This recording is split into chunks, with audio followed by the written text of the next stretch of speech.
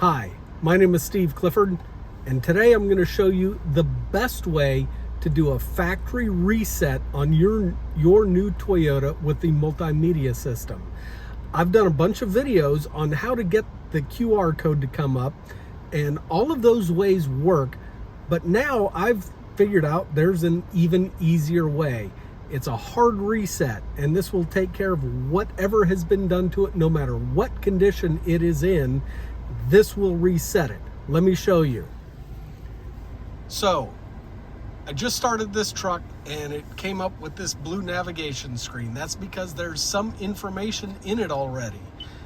And sometimes you don't know what it is, but in this case, it just was a failed pairing attempt. So right now we're gonna go to settings. We're gonna scroll down a bit. We're gonna go down to this info and security. Hit that. System reset. You hit that system reset. All users and personal data will be removed. All settings will be reset to their original values. That's what we want, isn't it? You hit that.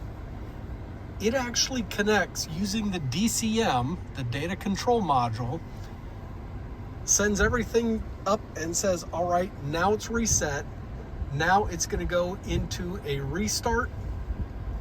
Select your language, put in a phone number, and as I've said, if you already have an account set up, when you put in a phone number here, it doesn't matter. You can put in whatever you want, because the next screen is going to be your QR code. That is what you need to connect your Toyota account. Pretty simple. It's just not intuitive. I wish it were a little more intuitive, but if you do this, you'll reset everything, you'll get the QR code, and you'll be able to use all the features of your new Toyota multimedia system. I hope this has been helpful. Hit the like, hit the subscribe, and share this video with people that might be able to use it. Thanks for watching.